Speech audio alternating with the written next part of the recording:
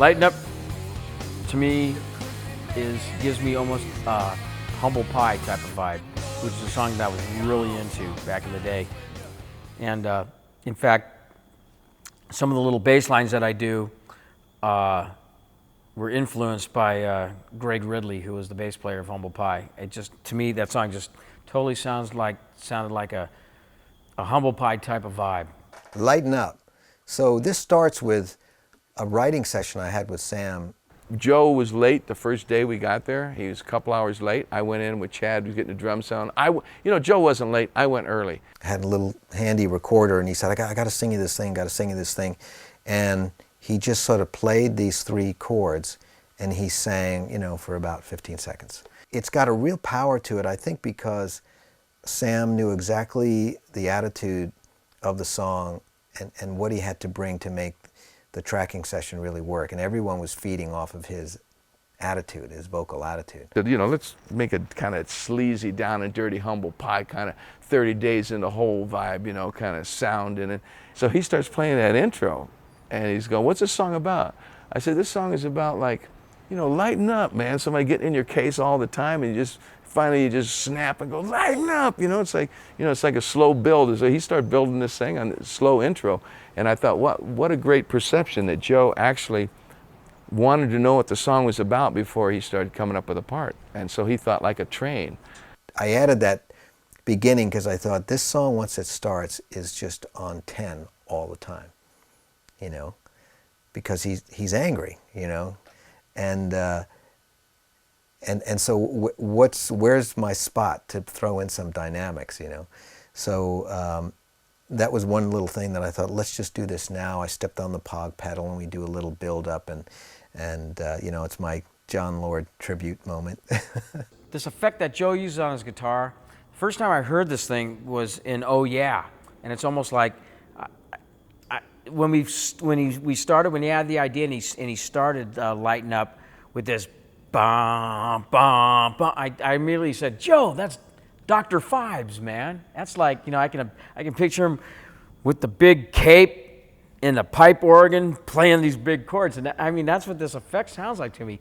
To me, it's one of the coolest effects there are. And then at the end of the song, Sammy goes, it's like, lighten up, bum bum bum. It sounds like Deep Purple to me. It's like it's a really cool effect that Joe adds into the mix with that thing. And almost like we do have an actual keyboard player playing with the band. The most difficult part about recording that was that you think it's easy, just playing those 3 chords, A, G, E. But when you go to embellish it and do a little solo over it, you begin to ask your question, what key am I in? Am I in A or am I in E?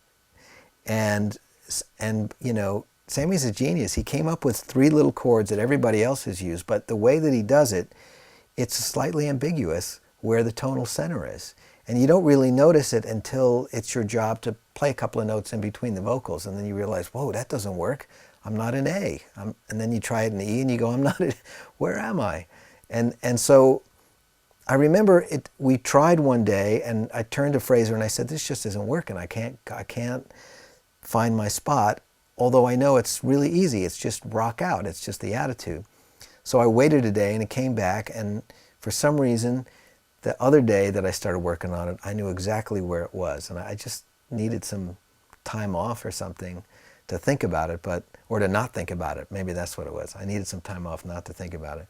And now I love it. Every time I hear it, I think this is the coolest thing. It's just floating in between these 2 keys, and all those little things that I'm doing, they've got a little sparkle to them for me, because it shows that I had to grow into this new area that wasn't so clear cut, before I had to work on that song, where I would say, well, this is in F sharp Phrygian dominant, and I know all these scales and modes and everything, but here was a very simple 3-chord progression right down the middle of the road, heavy rock, and it was perplexing.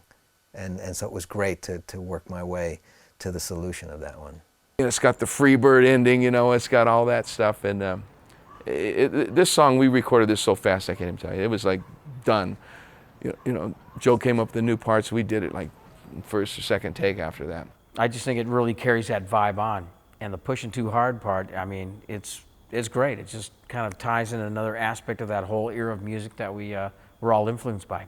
And I was going to play guitar on this one, but then when Joe started doing all his stuff, I'm going, no, you know, I ain't going to do that. And I wanted to practice singing, and I have a hard time playing and singing at the same time, unless I rehearse it, you know. So we were writing it. So I was on the front line there, so I had to back up to singing, and we got it without my guitar playing. So I never got to play guitar on it. You know, that's the whole thing with Chickenfoot. We only do what it needs. You know, there's no reason for me to play guitar just because I want to play guitar.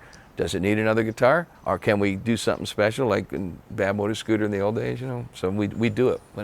We do what's called for. Joe can handle all the guitar work very well by himself.